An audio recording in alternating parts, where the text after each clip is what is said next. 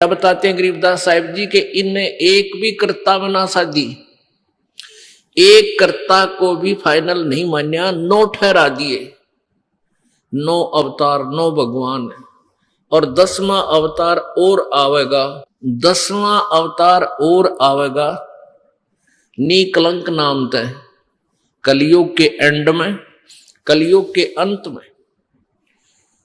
और उस समय ये कृतघ्नी प्राणी हो जाएंगे, सभी भक्ति से दूर होंगे, व्यभिचारी, मांसाहारी और जालिम जुल्म बेहया, कोई शर्म नहीं रहेगी, कोई लाज नहीं रहेगी, सरेआम दुष्कर्म करा करेंगे, बिल खोद करा करेंगे, कच्चा आहार करा करेंगे।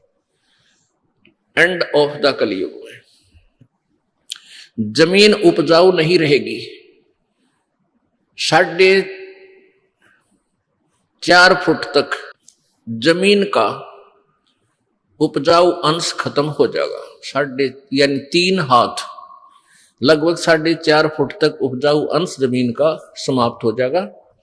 कोई भी फलदार वृक्ष नहीं उगेंगे, ना कोई फसल होया करेगी, और वर्षा नहीं होया करेगी। प्रदूषण इतना हो जाएगा कि वर्षा ऐसे होगी जैसे ओस गिरा करे, और सभी प्राणी कच्चा ही गोश्त मांस खाया करेंगे। उस समय लास्ट ऑफ द कलयुग, एंड ऑफ द कलयुग में, कलयुग के अंत में 20 वर्ष की आयु मनुष्य की रह जाएगी, मानव की। और उसमें से 5 खंड बताए हैं सूक्ष्म वेद में, यानी 15 वर्ष की आयु में जन्म भी हो लेगा, जवान भी हो लेगा, और गर्भारी भी हो लेगा, और मृत्यु को भी प्राप्त हो लेगा। 5 वर्ष की लड़की को संतान होनी प्रारंभ हो जाया करेगी, और सभी प्राणी बहुत ठगने से हो जाएंगे, 1.5-2 फुट के आसपास इनका कद रह जाओ। उस समय ये कृतघ्नी प्राणी इतने हो जाएंगे, बहुत घने। उस समय कुछ एक पुण्यात्मा रहेंगी जो तब भी भगवान से डरने वाली होंगी। वो होंगे ऐसे ही, मांसाहारी भी होंगे, लेकिन जगह भगवान की अवश्य होगी।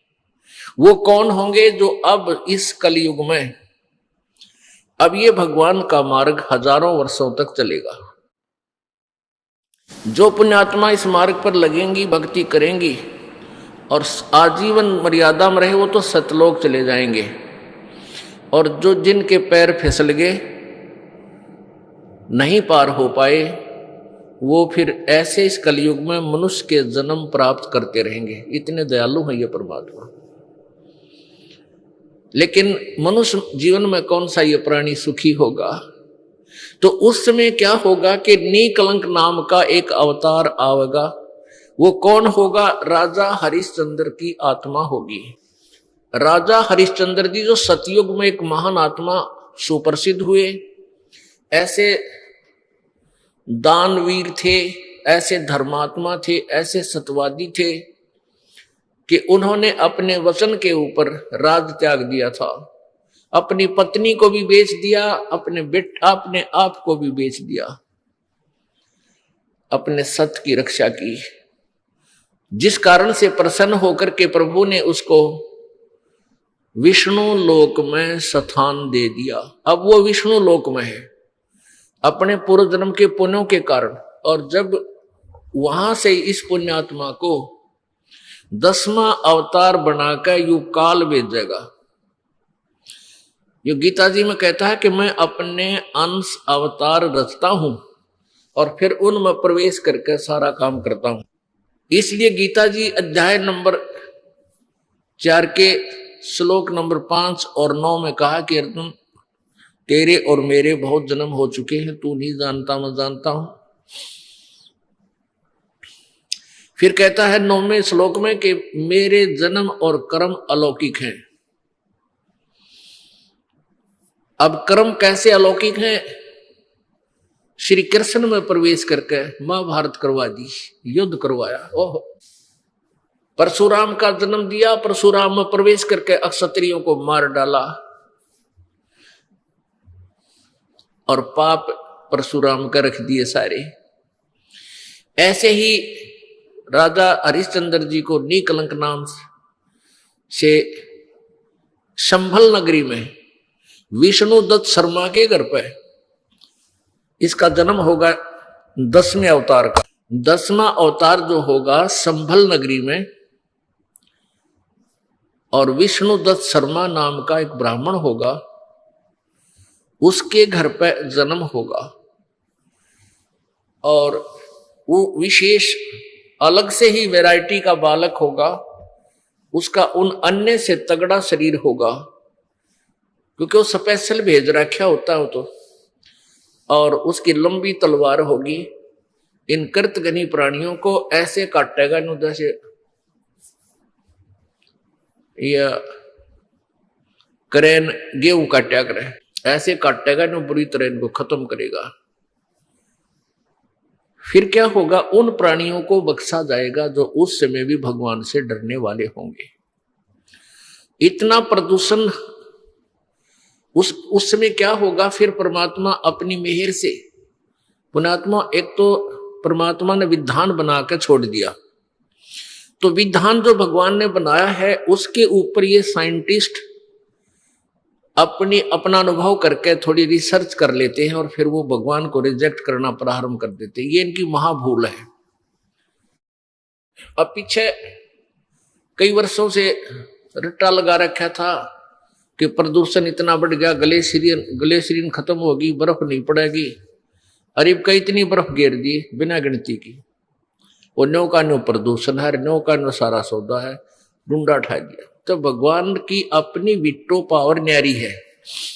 तो क्या होगा, कलयुग के एंड में इन सभी को नाश करेगा, ऐसी दुष्ट आत्माओं को काटा जाएगा, खत्म करेगा। उसके बाद जो पुण्य उस समय थोड़ी बहुत आस्था भगवान की जिनमें होगी वो शेष बचेंगे।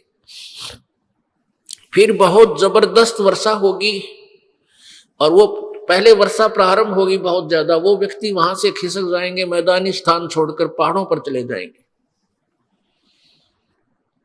बहुत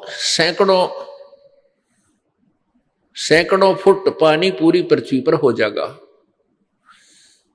और फिर बहुत समय तक